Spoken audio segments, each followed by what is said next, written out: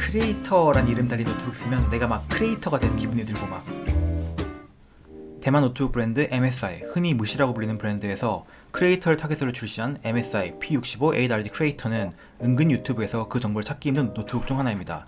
유명 국내의 노트북 리뷰어들은 보통 흰색상으로 나온 144Hz 패널에 GTX 1070 달린 한정판 P65-8RF를 주로 리뷰했고, 그건 사실상 완전히 다른 노트북입니다. 이 은색의 60Hz 패널 GTX 1050ti 달린 P65-8RD 모델 정보는 많지 않더라고요. 그래서 제가 이 노트북을 이제 한 달 정도 사용하고서 느낀 개인적인 경험과 찾은 정보들 위주로 리뷰를 시작해보려고 합니다. 우선 리뷰를 시작하기 전에 저는 게임을 거의 하지 않는 사람이기 때문에 게이밍 퍼포먼스 위주의 리뷰를 보고 싶은 분이시라면 제 영상은 조금 맞지 않을 수 있다는 점 먼저 말씀드릴게요. 일단 제가 이 노트북을 산 이유를 말씀드릴게요. 저번에 리뷰했던 레노버 요가 C930을 원래 쓰고 있었고, 그 노트북이 나쁘다는 소리는 아닌데 결국 슬림한 저전용 노트북은 자기 한계가 뚜렷하거든요. 프리미어 프로 정도의 무거운 프로그램을 돌리면서 조금만 복잡한 작업을 하면 엄청 버벅거려요. 별다른 이유 없이 프로그램이 멈추는 경우도 있었습니다. 사실 제 시력 자체가 미흡하기 때문에 제가 하는 간단한 작업들이야 뭐 그 요가 C930으로도 어쩌지 돌릴 수 있었는데, 이대로면 제가 발전이 없을 것 같더라고요.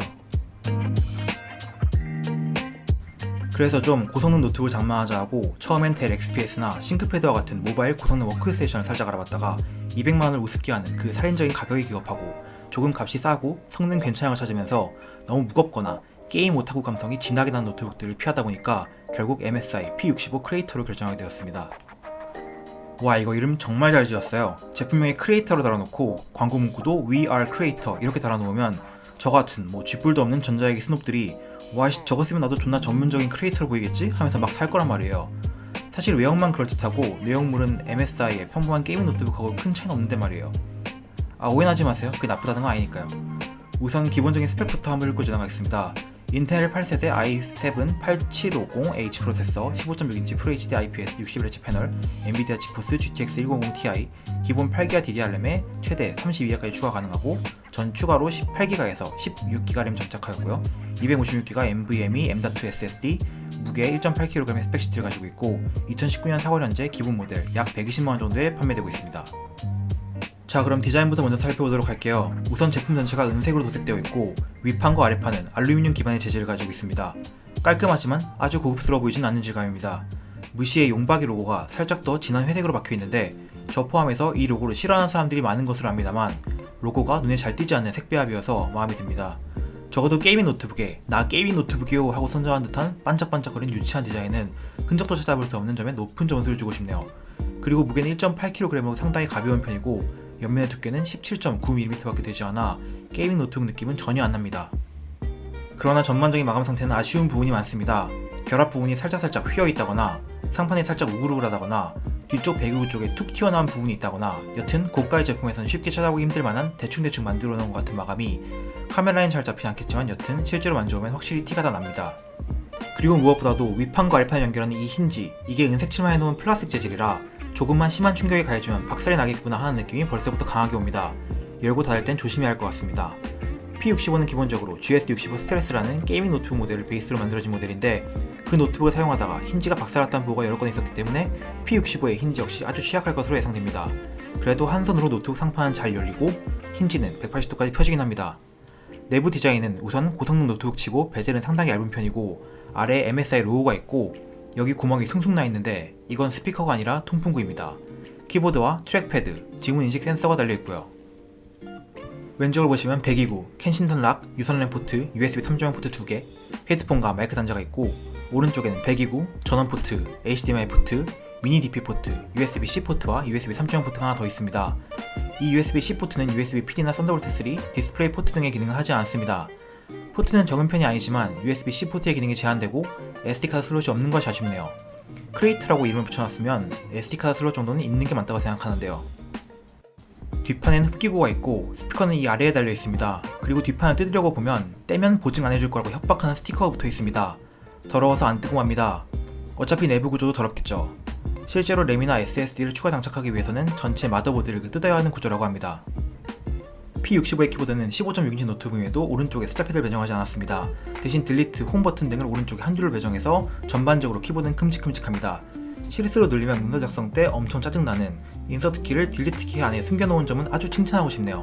키보드 자체는 나쁘진 않아 살짝 키감이 소프트해서 오래 타이핑하면 손이 조금 피곤합니다. 그리고 난 대체 게이머들은 왜 그런 걸 좋아하는지 모르겠는데 키보드 백라이트는 RGB 색상 지원하지 않고 흰색 단일 색상의 키보드 백라이트를 가지고 있습니다. 적어도 나 노트북으로 게임해요 하고 홍보하고 다니진 않아도 되니까 이 점 만족스럽습니다. 터치패드는 그다지 크지 않은 크기를 가지고 있고 심지어 왼쪽 위에 지문인식 센서 때문에 실제로 작동하는 영역은 더 좁습니다. 윈도우 프리시전 드라이버를 지원하긴 하지만 좋은 터치패드라고 하긴 힘들 것 같습니다. 그래도 위안이 되는 것은 이 지문인식 센서는 잘 작동합니다.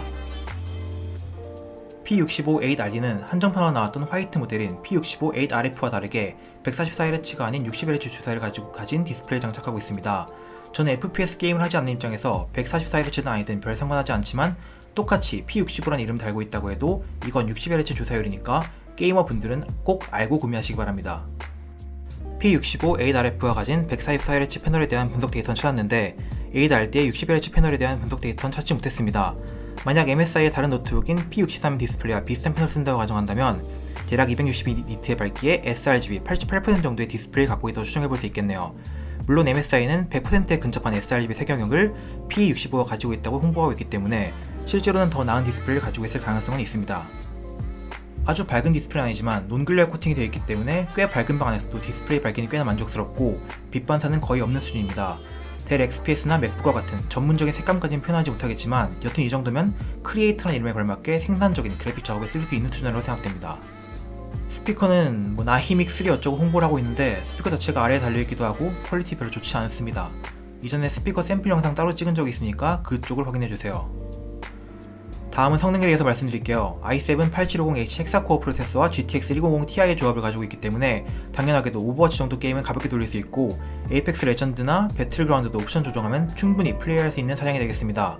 다만 발열로 유명한 인텔 8세 프로세서의 외장 그래픽에다가 17.9mm의 얇은 두께를 조합하면 무슨 일이 일어날지 불보듯 뻔하죠. 발열이 문제가 될 것은 말 그대로 불판 보듯 뻔합니다. 언더볼팅을 128mV 정도를 주고 나서 파이어 스트라이크 3D 마크를 돌렸을 때 종합 7007점, 피직스 15226점이 나왔고 CPU 온도는 92도까지 올라갑니다. 트리니티 쿨링 시스템이 여전히 홍보를 하던데 결국 두께와 쿨링 성능은 비례하게 되어 있기 때문에 이 노트북을 오랫동안 고사양 게임 돌리면 결국 발열 스로틀링이 걸리든지 아니면 고온으로 메인보드가 맛이 가든지 둘 중 하나일 것 같습니다. 제가 별로 게임을 안 해서 그런지 크게 스로틀링을 체감하거나 그렇지는 못했는데 여튼 크리에이터 노트북이니까 크리에이팅, 그러니까 동영상 렌더링 속도 한번 비교해보겠습니다. 풀 HD 영상 2개를 프리미어 프로로 이어붙이는 작업이 얼마나 걸리는지 확인해볼게요. 먼저 i5 8250U 프로세서의 UHD 620 내장 그래픽을 쓰는 요가 C930의 경우입니다. 두 영상의 총 기대합은 6분 29초입니다. 인코딩 세팅은 매치 시퀀스 세팅으로 시행하였으며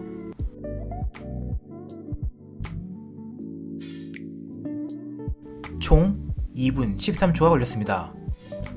i7 8750H에 1050 Ti 외장 그래픽을 쓰는 P65-8RD의 경우 1분 19초가 걸렸습니다.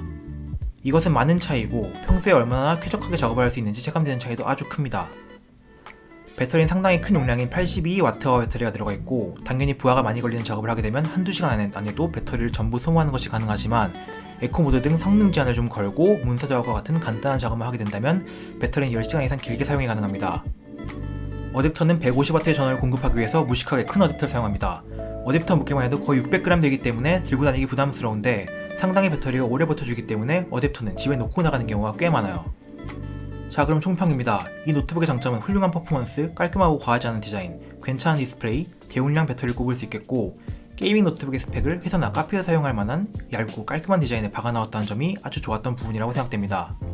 단점은 그다지 좋지 않은 싸구려틱한 마감과 힌지의 불안감이 가장 큰 문제이고 좋지 않은 스피커, 발열 컨트롤의 제한 등을 문제점으로 꼽을 수 있겠습니다. 그리고 크리에이터란 이름을 달고서 SD카드가 없다는 점도 아쉬운 부분이었고요. 무시가 크리에이터라는 상징적인 이름을 노트북에 사용하면서 맥북이나 일부 고가의 윈도우 노트북이 꽉 잡고 있던 고사양이 필요한 생산성 작업에 쓰이는 노트북 시장으로 발을 들이미는 형국이 되었습니다. 물론 정말 비싼 제품들과 비교한다면 마감, 디스플레이, 스피커 등 부족한 부분이 분명 눈에 띄지만 동급 스펙의 워크스테이션보다 거의 100만원은 더 싼 가격에 이 정도 절제되고 얇고 가벼운 디자인, 훌륭한 성능을 보여준다면 추천할 만한 제품인 건 분명합니다. 계속 언급하지만 저 플라스틱 재질 힌지만 제발 좀 어떻게 해주세요. 금방 박살날 것 같다 진짜로. 그럼 이상 MSI P65 8RD 크리에이터 리뷰였습니다.